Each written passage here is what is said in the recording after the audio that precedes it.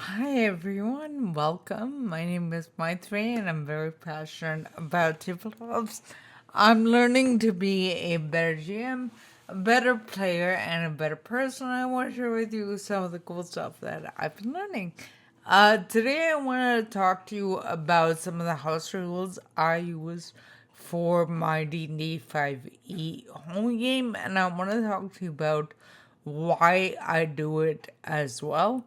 I want to preface this by saying that, I don't have any game design shops, so I'm sure screwing with, the balance of the mechanics and that kind of thing, I know I'm probably screwing with, the intended experience, but this essentially lets me run the kind of game that I really want to run, so doesn't mean that everything goes their way all the time. But I definitely want them to feel like badasses. Like I want my players to feel like their names are in the credits. And if that means sometimes putting my thumb on the scale to tip it, then, you know, so be it. At least I feel like they really tried if they failed, and I like that narrative. So the first one is inspiration. And I give out inspiration like America, say like XP and Cypher, Benny's and Heifer Worlds, that kind of thing.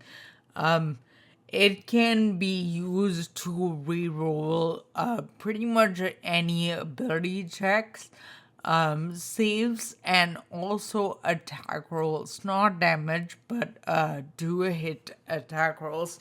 Basically, it's a roll with advantage. I don't have a cap to how many inspirations a player can have. I give them all to all of my players as a group when they have completed a piece of the story, or I give it to individual players when they use the rules really interestingly, or someone has a really good piece of RP, or maybe thought of a clever way to to address a problem and that kind of thing. This is not a huge departure from how it's written. I think the biggest part where I differ is that every session, each player gets at the start of the session one inspiration point that they can give to another player. This sort of, and this doesn't stack, it has to be used more or less immediately. And the player inspiration basically evaporates at the end of the session, and if it's not given any use. Reason I do this is twofold. One is it encourages players to sort of pay attention to the successes and failures of other PCs. A second, sort of more subtly, is sort of creates an environment where players are sort of rooting for each other. Like it just makes the whole thing a little bit more collaborative. Number two, modifiers from dual use. I think this is actually from an older version of D&D, but I basically give a +1 to any rolls that are made using a tool. So if you have a ladder or a rope for scaling a wall, as opposed to doing it freehand, I'll give a +1. I also definitely forget to ask, so I ask my players to remind me if this is something they are doing. Number three, natural 20 on initiative rolls. When this happens, players effectively get to choose where in initiative they want to go among the other players. I do this because Initiative rolls are like the only roll in 5e where nat 20 doesn't like mean anything. And so this is just like a little thing that ultimately doesn't really affect the output that much. And I understand it feels a little like a participation trophy, but like it's really more about like making me, the GM parent and log feel good because of the participation trophy. So I'm sure the player doesn't care, but I care.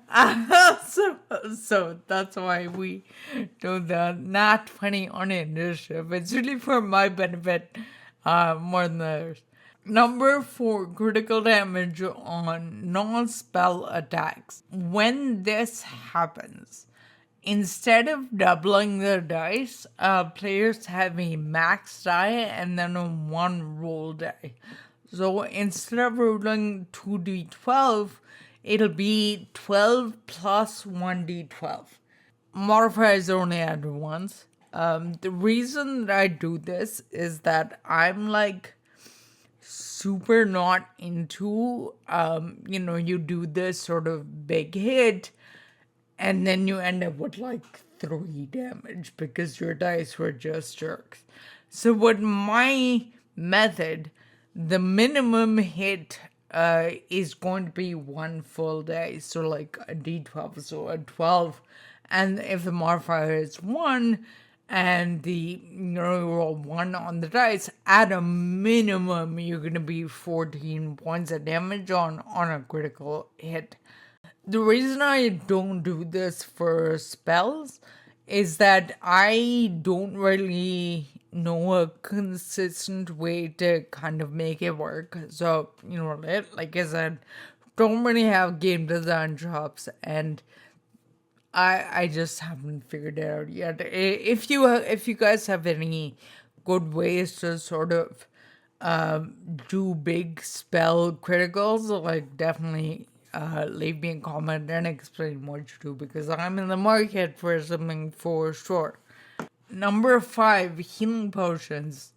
I kind of don't like variable healing amounts, and this might be out of like playing too many video games, but either way, I don't really like variable healing amounts. I also feel like the big thing for D&D 5e combat is the action economy. So what I do is I sort of marry healing potion consumption to that. And it's because I really like to play with action economy, like when I'm designing combat encounters. So if a player spends an entire action drinking a healing potion, they get the full amount. If they spend just their bonus action, they roll to see how much they get. And in my head, sort of narratively, it's kind of just being intentional about it versus like swinging it and getting as much as you can in a quick moment of urgency. So that's how I that's how I approach emotions in combat. Out of combat, they get the full amount every day. Number 6, hit points during leveling. This kind of also goes back to my critical damage. I just feel like the baseline should not be so shitty. So, when they are rolling HP for a new level, if the players roll between the class level average that's presented in the book, they can just take that average. So essentially, average or better, never below. It just feels really weird to me that you could do something as big as leveling and end up with like 1 additional hit point. It's like it feels weird. So yeah, those are my house rules for D&D. and for 5e. If you have any, you should definitely share. Like I said, I'm especially in the market for critical spell damage rulings and adjudication and that kind of thing. You may have noticed while I went through them that for the more mechanical ones, it has to do with kind of reducing the randomness of the dice. For me, the way that I GM, those elements don't really benefit from failure, so I modify them to work a little bit better, and sort of like for like a pro rather than a con in a lot of cases. Again, I'm not a game designer, and I'm sure I'm screwing with like mechanical balance or whatever. But for me, capturing a certain vibe is much more important. Like, I really prefer a certain energy at my table, and I'll prioritize that over dice rolls every single time. And like also making my players stronger basically means I can throw harder shit at them. Like tougher monsters, more compelling emotional arcs, higher DCs all around, bigger fights. So victories feel compelling and failures can feel devastating. And like that's what I want. Like I want these big cinematic moments, and that can't happen if everyone is just kind of middling.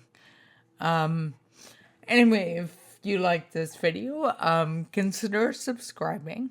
But if you don't like notifications or subscriptions, I have a backlog of stuff. Also, I have an audio-only podcast version and a written version in blog format if those are better, like from an accessibility app perspective, like that kind of thing. Links to all of that, including a couple of AVs I'm on, in the description.